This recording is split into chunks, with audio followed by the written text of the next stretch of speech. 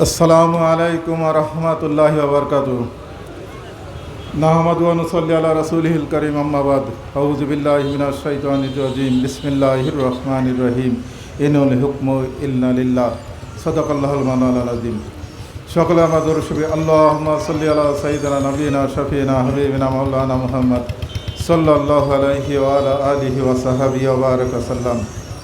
ইসলামী আন্দোলন বাংলাদেশ কেন্দ্রীয় নির্দেশনায় বাস্তবায়নের জন্য ইসলামী আন্দোলন বাংলাদেশ কালীগঞ্জ উপজেলা শাখা কর্তৃক আয়োজিত আজকের এই গণসমাবেশের সম্মানিত প্রধান অতিথি, মঞ্চে এবং সামনে উপবিষ্ট জাতির শ্রেষ্ঠ সন্তান ওলামায়ে ইকরাম, ইসলামী আন্দোলন বাংলাদেশ কেন্দ্রীয় জেলা ও স্থানীয় নেতৃবৃন্দ, সামনে উপবিষ্ট দিনদার দেশপ্রেমিক বন্ধুরা, আমি অত্যন্ত সংক্ষেপে দু একটি কথা বলবো।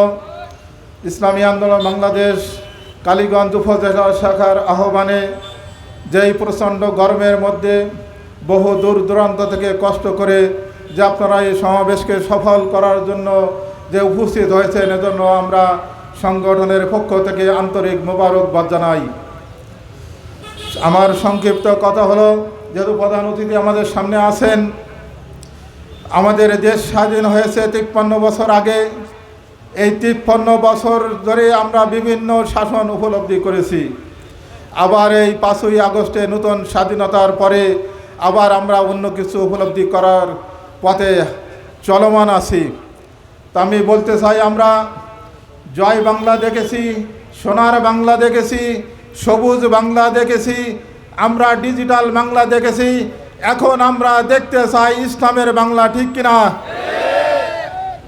আমরা বাকশালী শাসন দেখেছি, আমরা প্রেসিডেন্টের শাসন দেখেছি, সামরিক শাসন দেখেছি, আমরা 91-তে প্রথম মহিলা নেতৃত্বের শাসন আমরা দেখেছি, আবার 14 দলীয় শাসন আমরা 1996 সাল থেকে 2001 সাল পর্যন্ত দেখেছি। এরপরে আমরা 2001 থেকে 6 সাল পর্যন্ত 4 দলীয় জোটের শাসন দেখেছি। কিন্তু আমরা যত শাসন দেখেছি তত পরস্পরায় অবনতি ছাড়া উন্নতি আমরা দেখি নাই। যারা আজকে মানব দরদি দাবি করতেছেন, যারা দেশপ্রেমিক দাবি করতেছেন, তারা যখন সংসদে 2006 সালের আগে যখন সংসদে মদের আইন পাশ করেছিল, আপনাদের জবান তখন বন্ধ ছিল কেন? যখন বেশ্যার লাইসেন্স আপনারা দিয়েছিলেন, স্বাক্ষর করেছিলেন, তখন কি আপনাদের হুঁশ হয় নাই?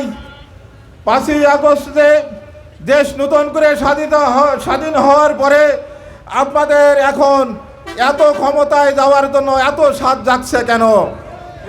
আমাদের প্রশ্ন।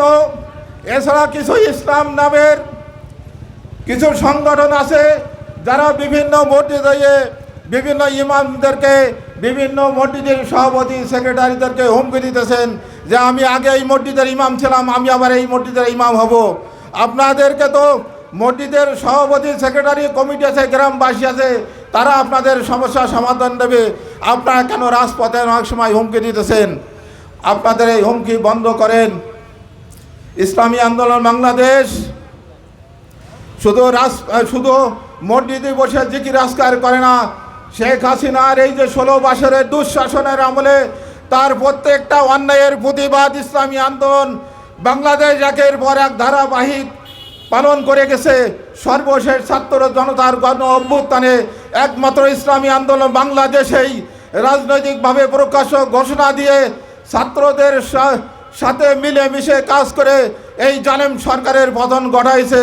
সুতরাং আমরা নতুন করে কোনো জালেম, কোনো স্বৈরাচারকে আর ক্ষমতায় দেখতে চাই না।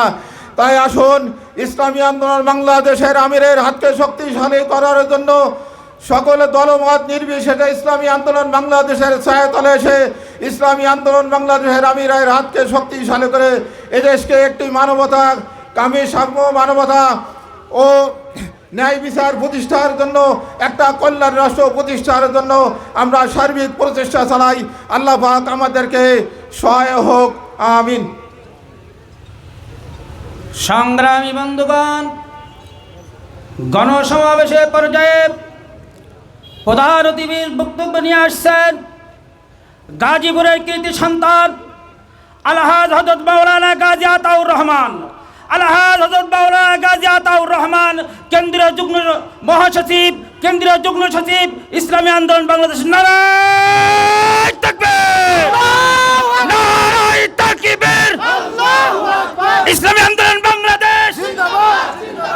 আপনি ঘোষণা দিবেন, আপনার ঘোষণা দিয়ে আপনার স্লোগান দিয়ে আপনার দেখেন, ঠিক আছে?